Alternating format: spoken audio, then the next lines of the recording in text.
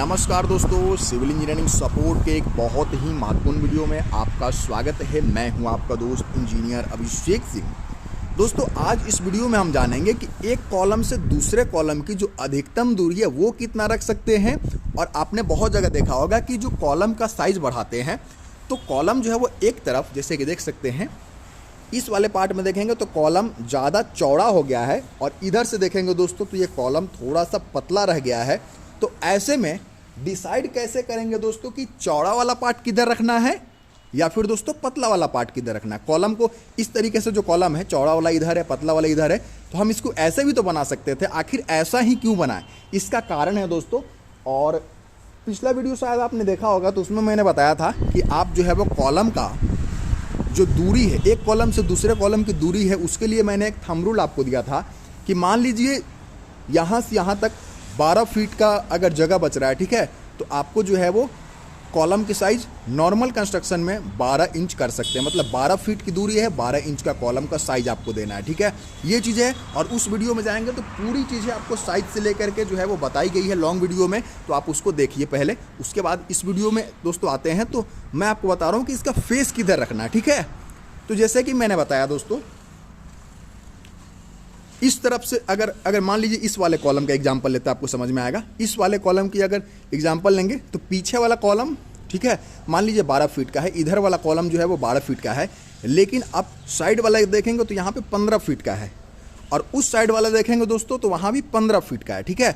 आप मेरे हाथ से समझ लीजिए, ठीक है। ये मान लीजिए कॉलम है, ठीक है, ये चौड़ा वाला पार्ट है और ये पतला वाला पार्ट है, ठीक है, ये पतला वाला पार्ट है। मैं इधर उंगली को मोड़ूंगा दोस्तों तो बहुत जल्दी मुड़ जाएगा, चूँकि हमें ये पतला वाला पार्ट है ना, इतना ही मोड़ना पड़ रहा है, ठीक है। लेकिन दोस्तों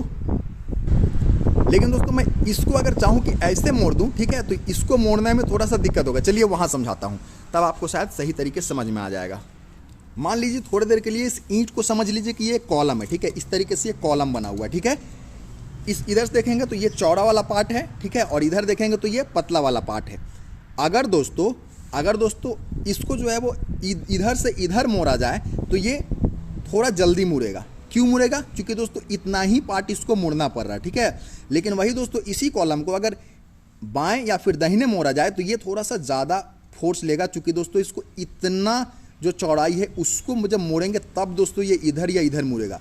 लेकिन इधर या इधर मोड़ने के लिए हमें बहुत ही कम जगह को मोड़ना पड़ रहा है। इसलिए दोस्तों इधर जो पतला वाला पार्ट दिख रहा है, ठीक है, एक्चुअल में कॉलम का, क्योंकि ये चौड़ा वाला पार्ट को हमें मोड़ेंगे तब दोस्तों ये पतला तरफ से मुड़ेगा, ठीक है। इसलिए हमेशा दोस्तों जो है वो कॉलम बनेगा वो इस तरीके से बनेगा कि जिधर की दूरी अधिक होगी, कॉलम से कॉलम की दूरी अधिक होगी दोस्तों, उधर हमेशा ये दोस्तों पतला वाला पार्ट रहेगा। चूँकि इसको मोड़ने के लिए इतने चौड़े पार्ट को मोड़ना पड़े, और यही कारण है कि ये लोड को रेजिस्ट कर लेगा। और इधर दोस्तों इस वाले नज़दीक वाले में दोस्तों इसलिए दिया जाता है क्योंकि ये पतला वाला है, ये थोड़ा सा जल्दी मुड़ता है। लेकिन दोस्तों ये चूँकि नज़दीक है, बहुत ज़्यादा लोड इसको नहीं झेलना है, इसलिए पतला वाला दे दिया गया है।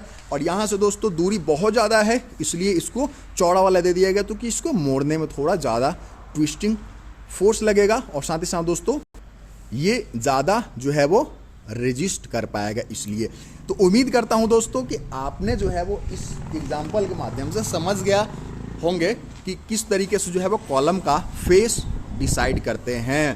तो अब दोस्तों अब मुझे दीजिए इजाज़त, चैनल को सब्सक्राइब कर लीजिए दोस्तों, ऐसे ही जानकारी भरे वीडियोज़ आप लोगों के लिए आते ही रहेंगे। नमस्कार, धन्यवाद दोस्तों।